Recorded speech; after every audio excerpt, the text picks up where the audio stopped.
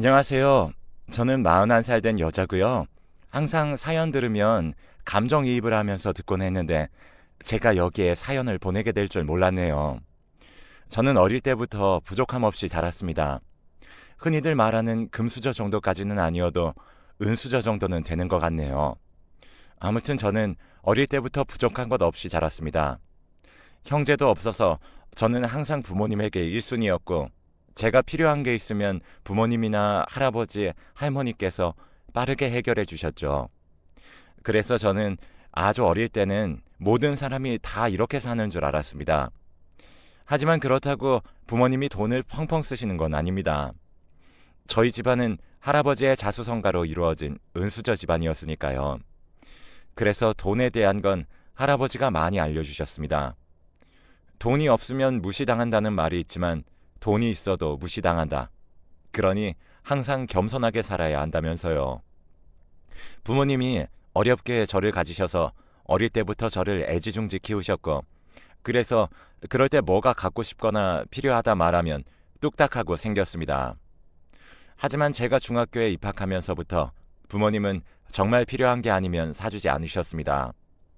지금 생각해보면 그때부터 저희 집안이 휘청했던 시기였던 것 같습니다. 아버지께서 할아버지 몰래 도박을 하셨고 그걸 알게 된 할아버지는 그 후로 저희 집에 대한 모든 지원을 끊으셨고 그로 인해 제가 말만 하면 이루어지던 모든 게 중학생이 되어서 효력을 잃었습니다. 그때 중학교를 다니면서 사춘기가 오고 사춘기가 오면서 제 마음대로 물건을 갖지 못하는 게 짜증이 났고 할아버지가 미울 때도 있었지만 어릴 때부터 할아버진 제게 돈이란 건 있다가도 없고 없다가도 있는 거란다. 그러니 돈은 있을 때나 없을 때나 소중하게 다뤄야 하는 거야. 라며 매일 돈에 대해 알려주셨기에 지금은 있다가도 없는 중이구나. 그럼 없다가도 돈이 있을 때가 오겠구나 했어요. 왜냐하면 학생 때에 저는 딱히 돈 나갈 일이 많이 없었으니까요. 그리고 간혹 할아버지가 학교 앞으로 찾아오셔서 부모님 몰래 용돈을 주고 가셨기에 저는 그 당시 딱히 힘들다고 살 정도는 아니었습니다.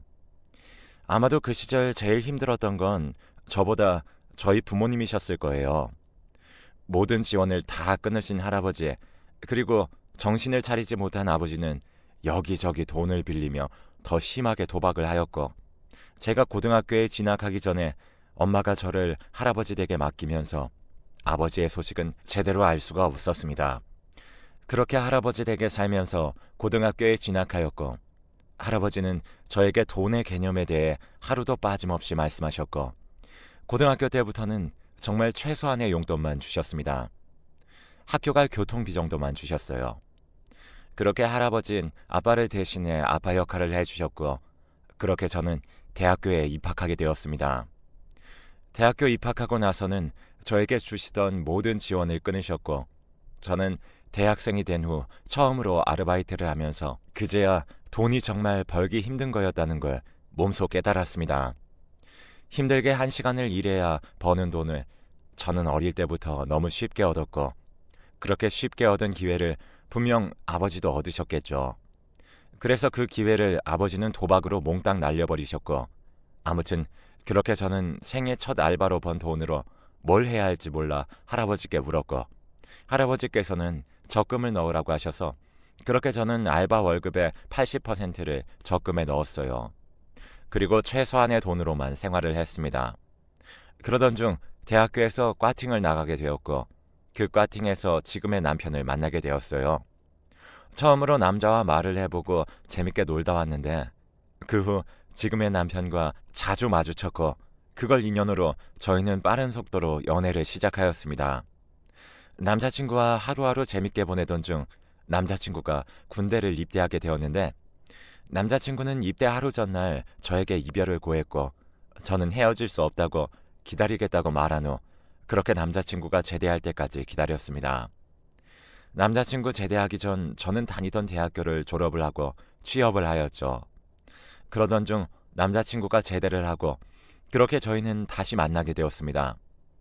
남자친구도 대학을 졸업하고 취업에 뛰어들었지만 생각보다 취업이 쉽지 않았죠.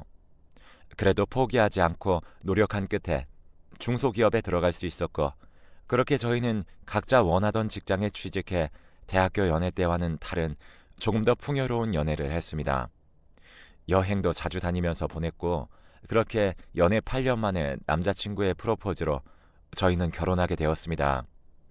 신혼집은 작은 집부터 시작하고 더 큰 집으로 이사가기 위해 돈을 착실하게 모았는데, 중간에 힘든 적도 있었지만 남편은 항상 저를 다독이며 여보, 우리 아주 조금만 참으면 더 좋은 곳으로 갈 수 있을 거야 했습니다. 남편의 말대로 조금 더 고생을 하니 원하던 집으로 이사갈 수 있을 만큼의 돈이 모였습니다. 그러던 중 할아버지의 부고 소식을 듣게 되었고 남편과 함께 상을 치렀습니다. 장례식장에 아버지가 찾아와 정말 슬프게 우셨던 모습이 아직도 기억에 남아있네요.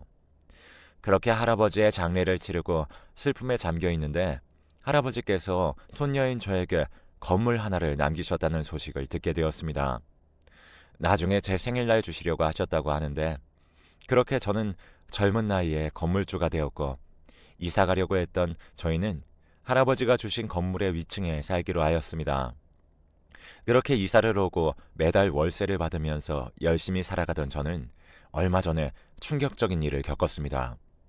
어느 날부터인가 월세가 한 달, 두 달 밀리는 사람들이 점점 늘어났고, 그 사람들을 내보내고 다른 사람을 들이고 얼마 지나지 않아 또 밀리는 상황이 반복되었죠. 그래서 저는 요새 경제가 많이 힘든가 하고 한동안은 눈을 감아주었습니다.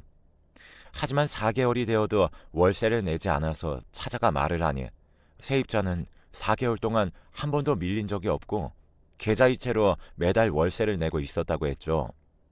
월세를 계속 받고 있던 건 제가 아닌 바로 제 남편이었어요. 저는 그날 밤 남편에게 어떻게 된 일인지 물었고, 남편은 얼마 전부터 돈이 필요해서 그랬다고 저에게 미안하다며 말하려고 했는데 요새 일이 바빠 깜빡했다고 하더군요. 그래서 저는 어디에 돈이 필요한데 말을 하면 줄 거 아니야. 아무리 돈이 필요해도 월세를 그렇게 받아가면 안 되지.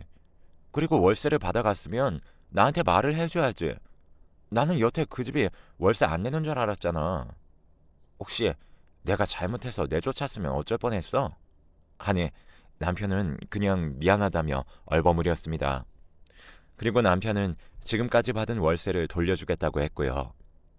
저와 남편 사이에는 아이가 없어서 월세를 모아 나중에 아이를 위해 쓰거나 저희 노후 자금으로 쓰려고 모으고 있던 건데, 남편이 그렇게 허무하게 써버리니 저는 너무 화가 났습니다. 저는 계획적인 사람이라 계획이 틀어지는 걸 별로 좋아하지 않았기에 남편에게 그날 뭐라 했더니 남편은 되려 제게 큰 소리를 치면서 남자가 쓸 곳이 있다면 그런가 보다 하지 어디 여자가 알려드냐? 라며 갑자기 제게 언성을 높이며 화를 냈고, 저도 남편에게 아니 지금 내가 틀린 말 했어? 당신이 그렇게 하면 계획이 틀어지기도 하고, 그리고 이 건물은 우리 할아버지가 놔주신 거야. 건물주는 난데 왜 당신 마음대로 세입자들한테 말해서 월세 계좌를 바꾸는 거야? 그걸 들은 남편은 네 건물? 너 건물 하나 있다고 하늘 같은 남편 무시하는 거야? 아니 내가 돈 쓸 곳이 있다고 말했잖아. 내가 하나하나 너한테 다 얘기해야 돼? 내가 네 아빠처럼 도박이라도 할까봐? 나는 자존심도 없냐? 하며 현관문을 쾅 닫고 나갔습니다. 그걸 보고는 저는 정말 어이가 없었습니다. 정말 다정하고 배려심이 많은 사람이었는데 제가 건물을 상속받고 한 1년 정도 지난 후부터 사람이 저렇게 변해버렸습니다. 사소한 걸로 화내고 짜증내더니 이젠 저 몰래 월세를 가로챈 겁니다. 남편에게 가로챘다는 표현이 안 좋긴 하지만 저도 기분이 좋지 않았고, 본인이 뭘 잘못했는지 모르면서 괜히 모면하려고 이러는 것 같아 기분만 더 좋지 않았습니다. 그렇게 그날 남편은 집으로 돌아오지도 않았고 또 전화도 받지 않았어요. 걱정되는 마음에 밖으로 찾으러 나갔지만 남편이 어디에 있는지 알 수가 없었고, 그렇게 새벽까지 찾다가 결국 집으로 돌아왔죠. 그리곤 이게 외박할 정도로 화날 일인가 싶어서 아침 될 때까지 혼자만의 생각에 빠졌고 남편의 입장에서 생각해 보았습니다. 이번에 처음이기도 하고 저한테 말은 못했지만 남편이 돈 쓸 곳이 있는데 부족해서 그랬나 보다 하고 이해하기로 했습니다. 그렇게 아침이 되어 저는 밤새 한숨도 못 잔 상태로 출근 준비를 하고 메모지에 어제는 내가 미안해. 생각해보니 당신을 너무 몰아붙인 것 같아. 다음엔 제대로 말해주면 좋겠어. 라는 쪽지를 붙이고는 출근을 하였습니다. 그러고는 점심시간에 식사하러 가던 도중 남편에게 문자가 왔더군요. 보고 싶다. 사랑해. 라고 답장이 왔습니다. 그러고 보니 일한다고 바쁘다는 핑계로 남편에게 언제 사랑한다고 말했는지 모르겠더군요.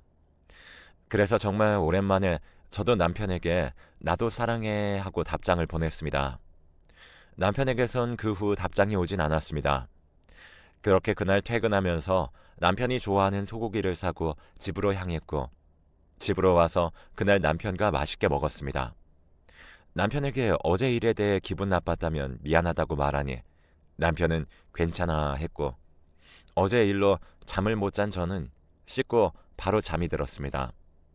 그러다 중간에 잠이 깨서 옆을 보니 남편이 없었습니다. 그래서 화장실 갔나 보다 했는데 집안에는 인기척이 느껴지지 않았고 시간을 확인해 보니 그때 시간은 새벽 3시를 가리키고 있더군요. 이 새벽에 갈 곳이 없는데 대체 남편이 어디 간 건지 생각하던 중 저는 다시 잠이 들었고 아침에 눈을 번쩍 뜨고 옆을 보니까 남편이 옆에서 자고 있었습니다. 그래서 저는 어제 내가 꿈을 꿨나 보다 했죠. 출근 준비를 하면서 남편을 깨우고 대충 아침을 차려준 뒤 저는 토스트를 데워서 길을 나섰습니다. 공동 현관을 나서니 3층에 사는 젊은 여자가 있었고 그 여자는 저를 향해 가벼운 목례 후 싱긋 웃었습니다. 저는 그 여자에게 아침 일찍 출근하시나 보네요 했고 여자는 그런 저에게 남자친구랑 같이 출근하기로 해서요 라곤 하더군요. 저는 그렇구나. 좋은 하루 되세요 하곤 서둘러 출근을 하였습니다. 3층 여자는 이사 온 후 한 번도 월세를 밀린 적이 없어서 제가 기억했습니다. 그리고 명절마다 제가 전 세대에 명절 선물을 돌리는데 항상 그 여자분은 감사하다며 답례를 줘서 제가 참 요즘 사람 같지 않네 하고 생각했었거든요. 그러던 어느 날 그날도 어김없이 출근을 하는데 그 3층 여자가 공동현관 앞에 서 있기에 오늘도 남자친구 기다리나 봐요? 하니 깜짝 놀라며 뒤돌아보았고 저는 미안해요. 놀래키려던 건 아니었는데 아니에요. 제가 지금 딴 생각하느라 나오시는 줄 몰랐어요. 하더군요. 그래서 무슨 일 있어요? 하니 여자는 집 변기에서 물이 자꾸 떨어지는데 아무리 해봐도 안 되네요.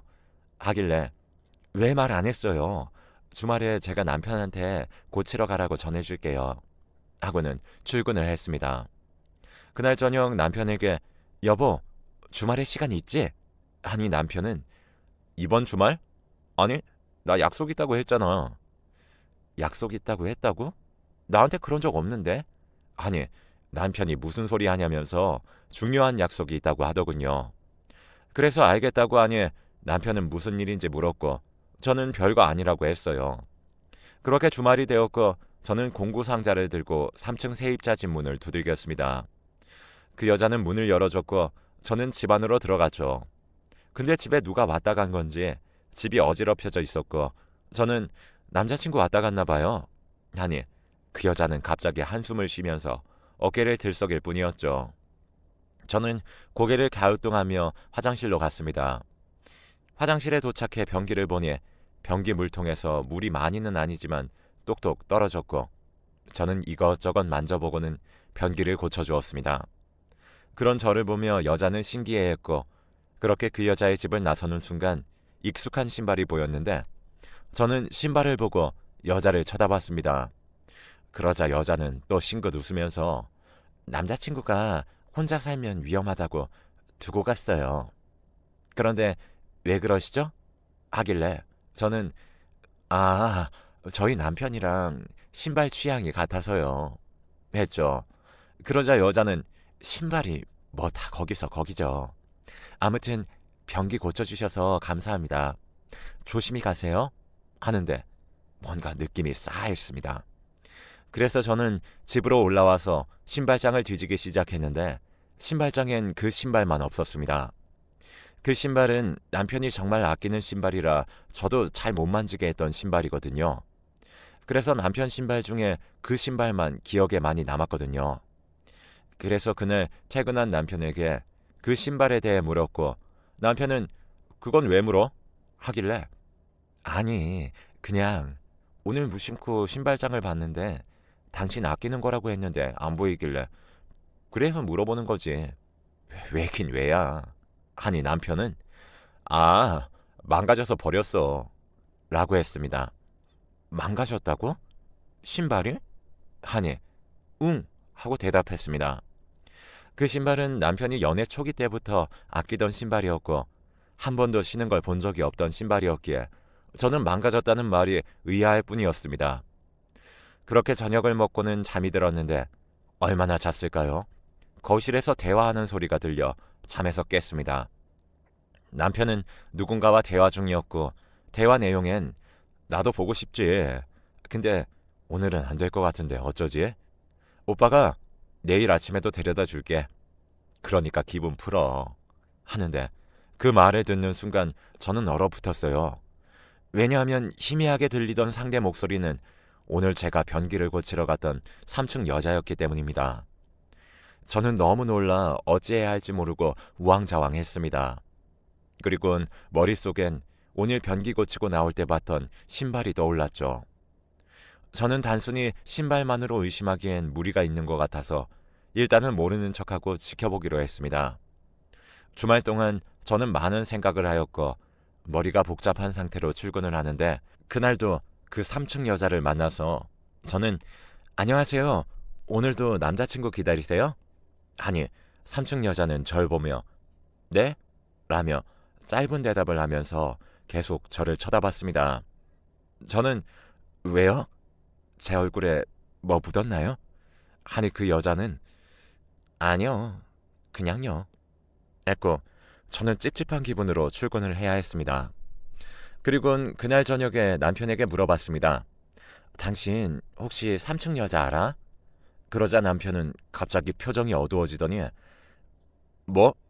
라고 물었고 저는 남편에게 3층 젊은 여자 아냐고 물었어. 하니 남편은 알지. 우리 세입자인데 모를 리가 있나? 했습니다. 저는 아니 그런 거 말고 당신 그 여자랑 무슨 사이야?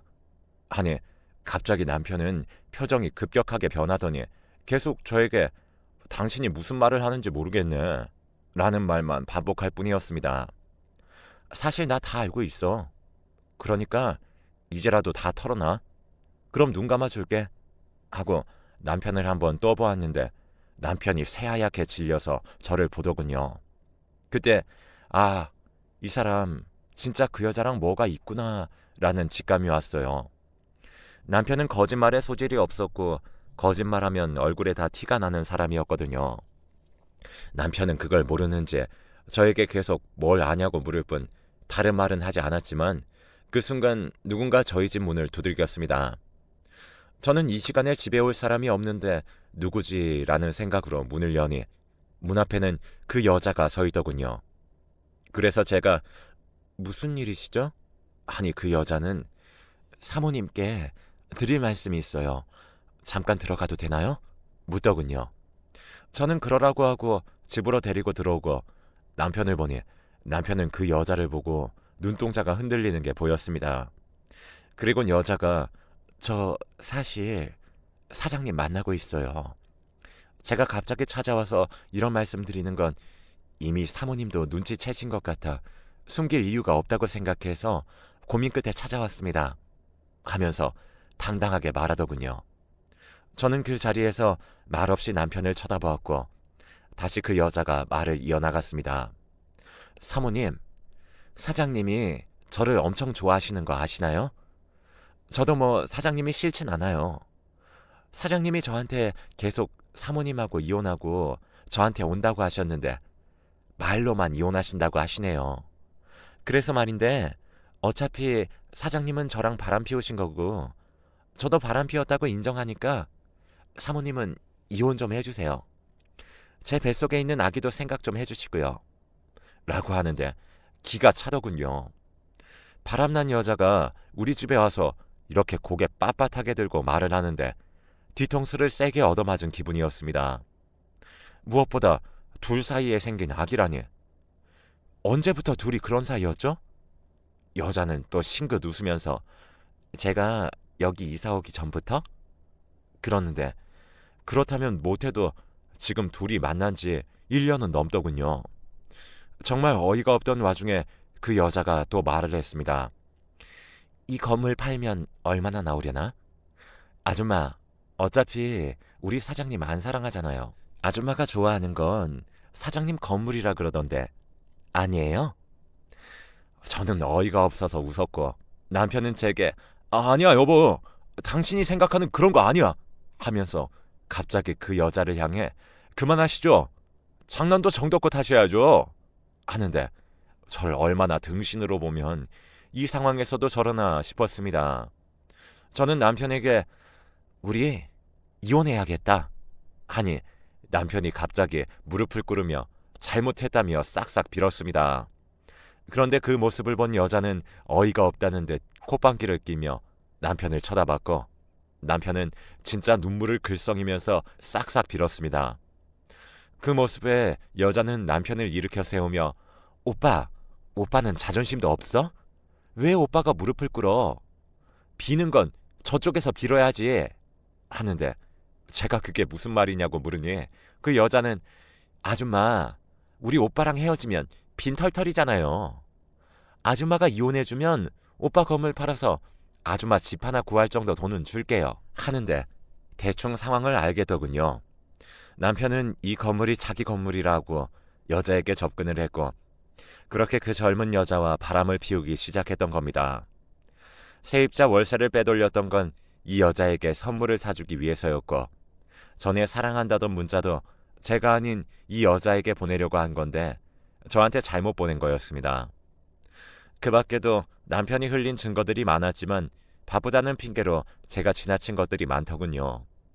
그렇게 한 번, 두 번 안 들키다 보니 남편은 점점 더 대담해졌고 혹시 들킨 것 같거나 제가 의심하는 것 같으면 먼저 선수 쳤다고 하더랍니다. 그리고 더 큰 충격은 남편이 회사를 그만둔 지 오래되었더군요. 저희가 돈은 서로 각자 관리하자 해서 그렇게 했는데 그걸 이용해 남편은 회사를 다니다가 그만두었고 수입이 없으니 제 건물에서 나오는 월세를 받아내며 그걸로 살아오고 있었습니다. 그러면서 남편은 자기가 바람 피운 게 저의 무관심 때문이라며 제 탓을 했고 저는 남편에게 이혼하자고 하고 집에서 나가라고 했습니다. 그 바람난 여자도 원룸에서 방 빼라고 소리쳤죠. 현재는 이혼 소송 중입니다. 아직 해결되지 않은 게 많지만 정말 너무 어이가 없네요. 남편은 매일 저에게 이혼하면 자기는 죽겠다면서 협박 문자를 보내오고 무엇보다 둘 사이 생긴 아이를 낳겠다고 합니다. 지금 가장 다행인 건 남편과 저 사이에 아이가 없다는 거예요. 그래서 깔끔하게 이혼을 했고 남편 일을 다 잊고 산 지 어느덧 3년이 흘렀네요. 소문으로는 그 여자와 전 남편은 아기를 낳고 살다가 그 여자가 바람이 나서 이혼을 하고 남편 혼자 아이를 키운다고 하더군요. 돈도 없이 혼자 육아를 하는 전 남편을 생각하면 고생길이 훤하다 생각됩니다. 아무튼 사람은 죄 짓고 살면 안 되는 것 같아요. 그 죄값을 다 돌려받기 때문이죠. 아무튼 제 이야기는 여기까지입니다. 들어주셔서 감사합니다.